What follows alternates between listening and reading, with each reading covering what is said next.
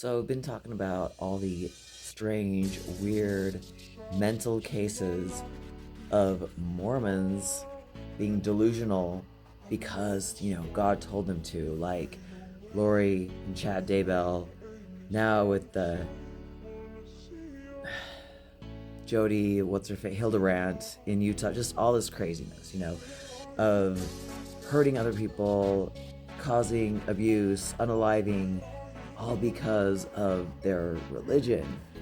And our friend, he hit the nail on the head. Look at the mental health cases in Utah, which is where Jody was working out of.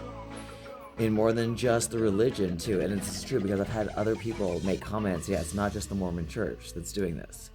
But people, I like this. There's people who just can't handle the judgment they get there, meaning like in places like Utah. And that happens a lot also here in Southeast Idaho. I mean, yeah, Utah, crazy, predominantly Mormon. Idaho's the same, but not as bad, so I've heard a lot of people say. But in Southeast Idaho, yeah, and especially for someone like me, of course, yeah, I stand out amongst all these Mormons because they don't get tattoos, they don't, they don't look like this. Time ago, I actually just moved back to Southeast Idaho from Utah, and I was working in this gym, and there was this guy, beautiful man, love him to death, and he just came up to me one time, and he's like, "How do you stand it? How do you stand living here?" Because he assumed, very much rightly, that people look at me and judge me based on my appearance. Like, how do you stand living here? Like, doesn't it just get to you? I told him that people have been judging me since I was a teenager, since the very first body modification that I did, just because the way I acted, the way I talked, I just didn't want to be another cookie cutout version of everybody else. And I got a lot of shit from my friends whenever I'd want to talk about anything, like the body, sex ed, and, oh my gosh, don't say that, you can't talk about that, just all that judgment, because you can't think outside of that Mormon bubble. You have to stay in that Mormon bubble. And if you go outside of it, if you look outside of it, if you act outside of it, if you talk outside of it, if you listen to other, you are just, oh, you're sinful. You're so sinful. Yeah.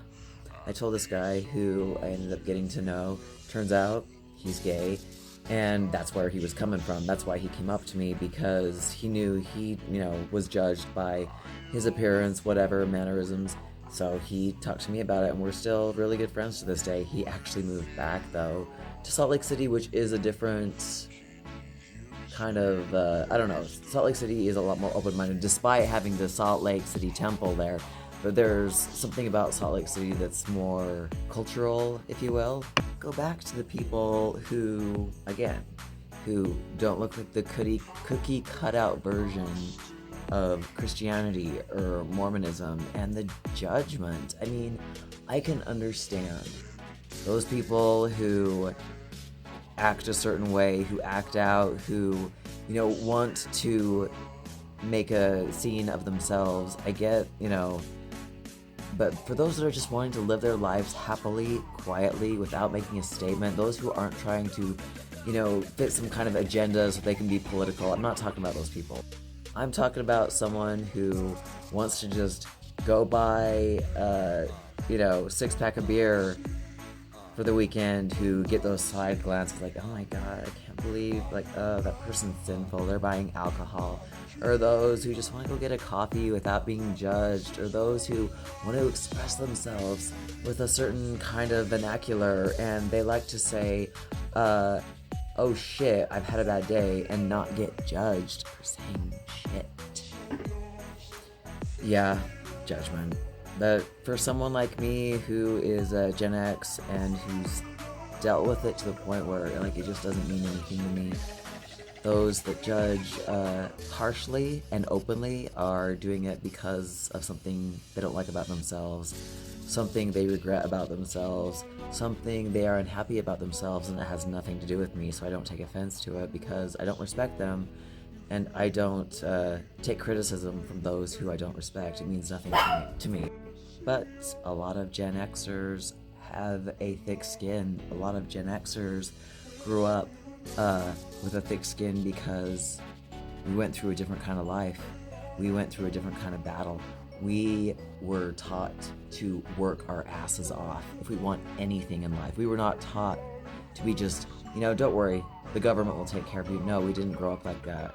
We have a tougher skin. These kids nowadays have barely any skin at all, and they burn easily. So their mental toughness isn't there. They think that everyone should cater to them, and it's scary. It's scary how sensitive they are, and they just have no ability to withstand criticism or judgment or anything, and I don't know how they're gonna make it in the world. So looks like we all have our crosses to bear.